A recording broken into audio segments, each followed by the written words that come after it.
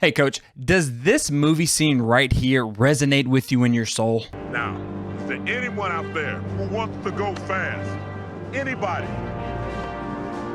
I want to go fast. Well, if it does, you're going to love today's episode of the Spread Academy. Let's get into it.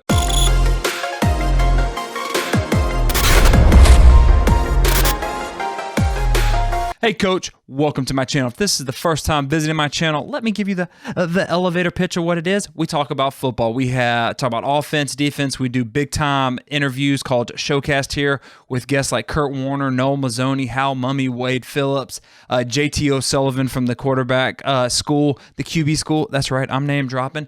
If you like that, click that subscribe button, click that bell notification to know when I post something or when we go live. And now let's get into today's Spread Academy.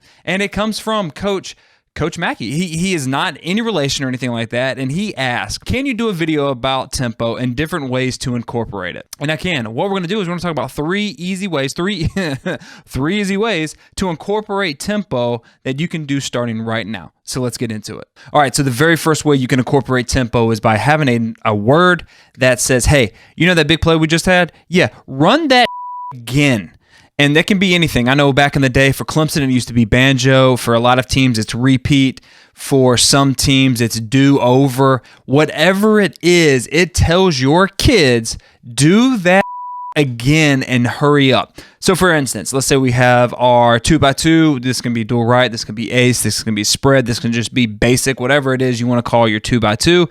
And let's say you run some form of stick concept and you do it really well. The quarterback takes his 1 foot, 1 step, punches, and bangs it in right here. So boom, he hits that pass right here, and then they turn it up when you get a big play. Well, let's say the defense is caught off guard. They don't know what to do. You just do it to the hitch, to the defense perspective. They're like, okay, he's going to throw that again. You come up and you go, hey, redo, do again, repeat, whatever your key word is. And all of a sudden, now your quarterback, he has different options. He can take another step, and then he can throw it to that slant backside. You can repeat it again. He can take a step, and now he can hit it to the running back. He can take a step, and then he can throw the gift on the backside. He can have something to do. So you could call repeat. You don't have to have a one-word play or anything like that. You can just say repeat the play, and your quarterback can do the same play and throw it to a different guy each and every time. This is huge if you have RPOs that have different ways you can go. If your quarterback's really good with a quick game like stick and he can hit every single wide receiver. If you want to run shallow cross or Y cross again and tell your guy to throw it somewhere else. This is the first way you can use tempo, and it is the easiest way to install right now. The second thing you can do, and Bella the dog right here agrees with me, is you can have one-word plays. So what you need to do is you need to go into your data, deep dive into it. And if you need help with that, click the link below. It takes you to a 6-day Simplifying Your Offense challenge where you're going to go through 6 days. You dive into your data because your best plays are in your playbook. You don't have to change your offense or anything like that. You're looking at your offense. So click that link if that's what you want to do right there. And what you do is you figure out what calls did you call the best, what were your best plays, and then you name those. So for us a couple of years ago, it was Marvel plays. Our best play was Green Fast Zelda Comet. Instead of saying Green Fast Zelda Comet, we called that something. We called it Batman. We called it Superman. We called it Iron Man. Give your kids the ability to call those plays. If your best play coming up is a 3x1, all 4 verts, do that. Have your kids come up with the name. Have your kids come up with it. That is the very important thing, because if you allow them to name it, they will remember it and they won't have any problems. So one-word plays are the second way you can incorporate tempo in your team. The third way you can do it is a sugar huddle, and I have it drawn up. We've used this a couple of times, and it works really well.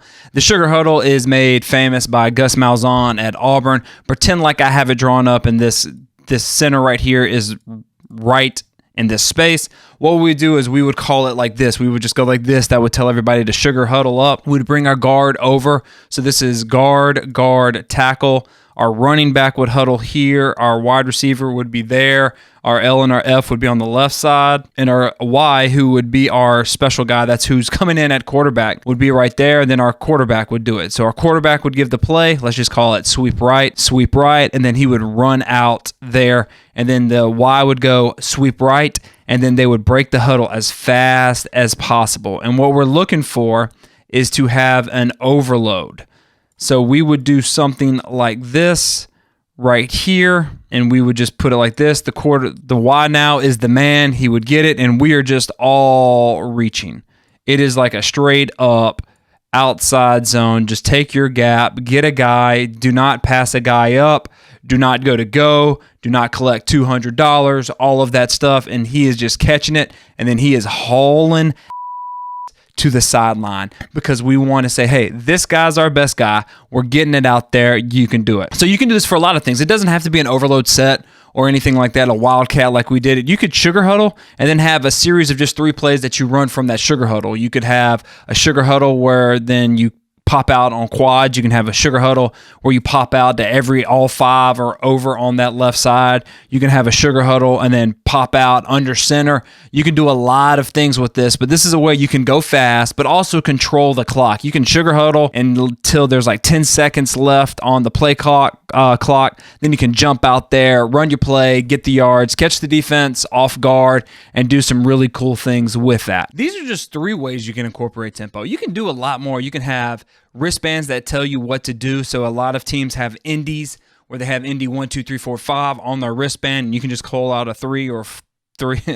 Held up to a 3 or a 4 on the wristband. Will tell the whole play. They line up and they do it. You can have the kids memorize a series of plays of 5 plays. So all you would have to yell out is 1, 2, 3, 4, 5, and the kids know what to do. You can have the boards where they're squared up and it tells the kids what to do based on what you're looking at. You can do a lot of different things with that. These are just the 3 easiest ways you can use right now to get an advantage of using tempo.